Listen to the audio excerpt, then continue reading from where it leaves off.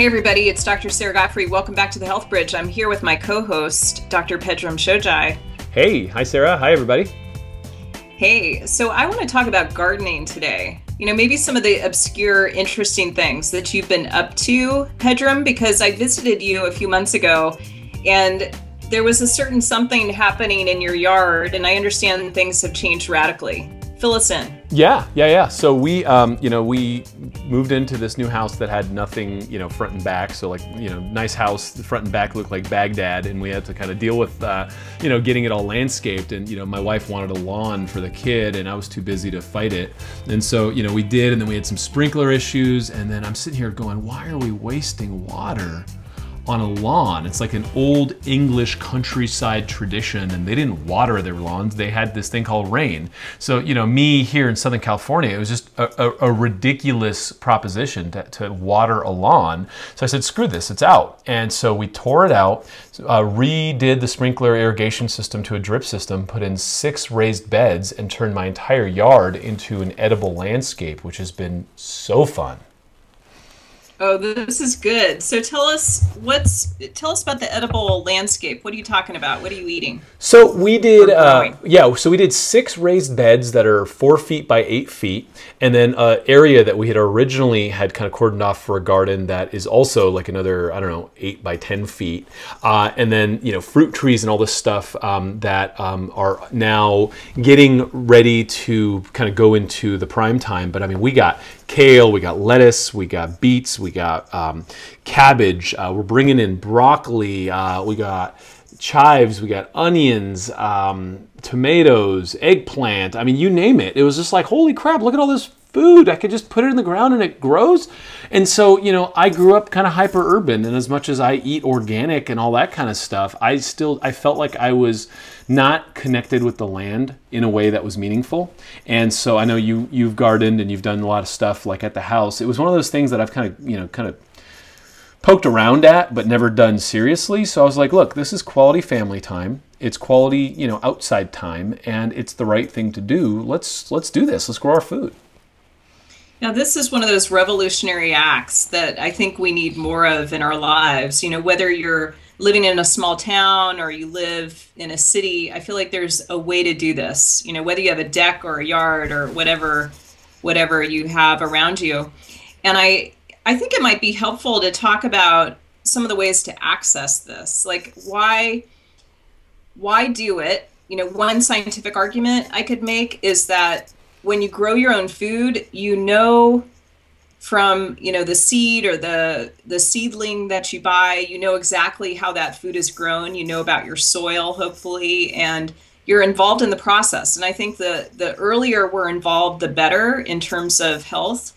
The other benefit that I just want to mention is grounding. This idea that if you've got your feet on your soil, there's some interesting data about how that resets your adrenal system. Have you seen some of this data, Pedram, on grounding or earthing? Love it. Clint Ober and Steve Sinatra. It's very much in line with everything I learned in Qigong, and I'm reading this going, yeah, it does. So I mean, the basic principle is, the Earth is the biggest electron donor that we have access to, and a lot of the disease processes that run out of control end up having a positive ionic charge, and so when we're lacking enough electrons to balance that out is when disease and pathology can kind of go buck wild. And so what do we do in our infinite wisdom is we insulate ourselves or cut ourselves off from the earth by using rubber-soled shoes and not being able to conduct that electrical charge that is actually really healing and connects us with Mother. So yeah, I do it barefoot. Unless I'm like out there with like a proper shovel, I'm out there barefoot, and my wife hates it because my nails get all dirty, but I don't even use a glove. Like, I'm hands in the dirt, feet on the dirt, and just going for it. It feels wonderful. This is good stuff. Really good stuff. I think I told you before about this classmate from medical school named Daphne Miller, who wrote this book about pharmacology, FARM. And she talks about the ecosystem of the soil and the ecosystem of the human and the connections between the two. This is also a major through line of your new movie, Origins. So talk to us a bit about that. Like, how are these two ecosystems related? More than we would care to think at first. It's kind of like blows your mind. Like so I had Scott Murray, who's Edge of Urban Farms, does a bunch of really cool ag programs for schools and stuff. He came out and helped us kind of design it. Then I had our good buddy Tom Malter come over and talk to me about how to build the tilth and how to work with the microbiota and establish a healthy microbiome and rhizosphere, if you will, inside the soil. And it's like a 2-year process, but it's like the gift that keeps on giving. And so as we're onboarding earthworms right now and really working with cycling the right types of plants and nitrogen and carbon fixation and using things like radishes to detoxify the soil. I mean, our raised beds are fine because we got that from a super duper organic composting facility, but like the other side where it's actually like touching the earth, I don't know, this area used to be an orchard, but it was close to like an airfield. And so what you want to do is detox the soil and pull it out. And that first batch of turnips or whatever you're going to use to pull them out, you chuck, right? You use that as a soil cleanser so that your next couple rounds, the soil gets healthier and healthier. You break up the clay, put in the earthworms. And it's like this whole thing. I'm sitting here listening to these guys going, wow. I feel really stupid right now, and there's a lot to learn, but this is really, really important, and I can't believe I didn't know this up to this point. And so it's really opened up this whole world for me in like how I engage with food and the planet and the earth. So it's powerful. It's like spiritual, if you will. It's totally spiritual. And I know I'm going to speak for my husband here for a moment, the green rock star, because I know he'd be so happy to hear about your lawn, getting ditched and going for the edible garden. So there's such a strong environmental argument for that and not wasting the water. We used to have a house with a pretty flat yard where we had raised beds and we were growing kale and rhubarb and herbs. I was growing a bunch of Ayurvedic herbs. It was just a super fun thing. And then we moved. And as you know, we live on a slope that is almost 90 degrees. So we're trying to figure out what do we do. You're a cliff dweller now. You're a total cliff dweller now. Like I've been at her house. It's like you have to hike down her backyard if you don't go down the stairs in the house. It's a pretty amazing place to live, but yeah, it would make it challenging to garden there. Yeah, but we're planting those drought-resistant plants, not edibles yet, but just to kind of enjoy gardening again and figuring out what we're going to do in our new landscape. But I want to also make this easy for people who don't have a yard. You can start with some herbs that you have in your kitchen window. You brought up Tom Malter, and I learned a really cool thing from him that I do with my kids, which is we take a 13 by 9 inch baking pan, stick some paper towels on the bottom, and then soak some broccoli seeds. And we do broccoli sprouts, which Tom Malter is kind of famous for his TED Talk, where he talks about broccoli sprouts and how they're the DNA whisperer. So these are things you can do, without having a big yard. Yeah, you could scale up or down. And for me, I mean, we actually have a lot more space to do stuff in. And I was just like, hey, listen, let me just do this first round. I want to get this right, and I want to make sure that we're doing it correctly. And so, yeah, I mean, the sulforaphane, the stuff that comes from those broccoli sprouts is enough to keep your family like healthy and thriving. And you could do that in an apartment. And if you have a yard, I mean, we're now talking about rainwater capture and all that. What rainwater? But rainwater capture and all the things that you can do to get, with one good rain in Southern California, I could have 500 gallons of water stored up.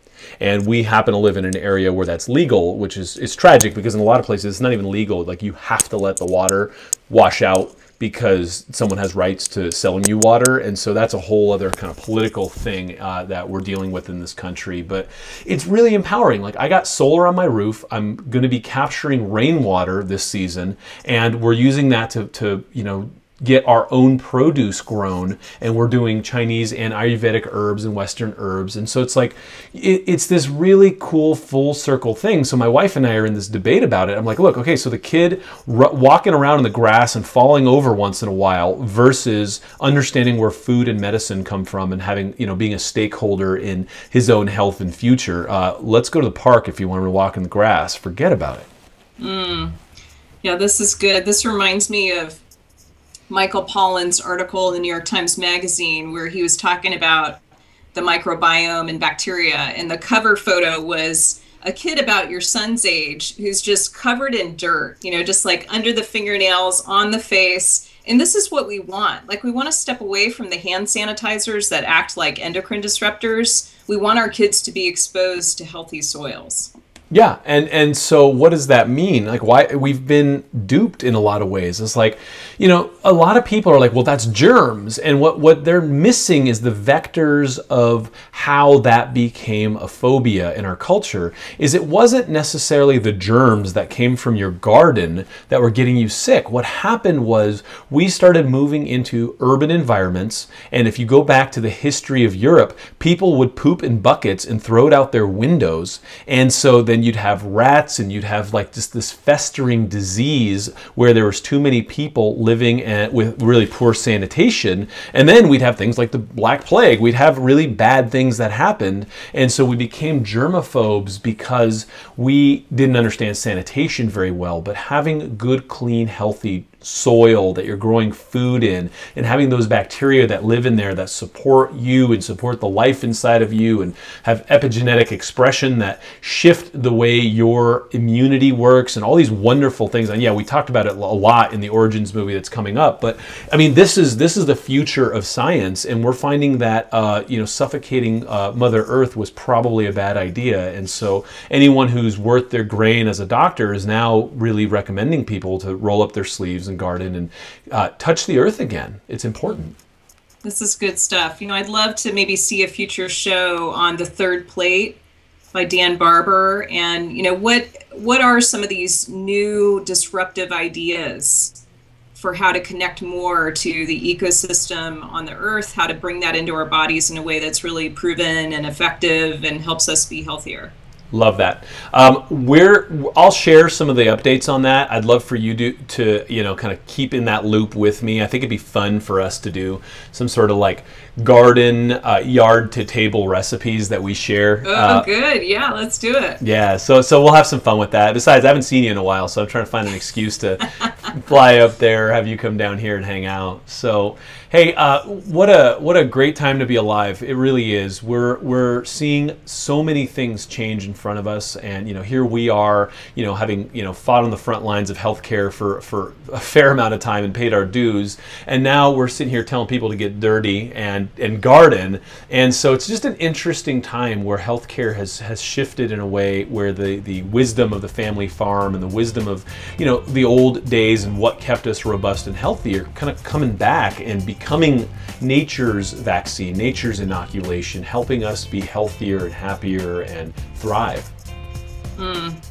Well said, sir.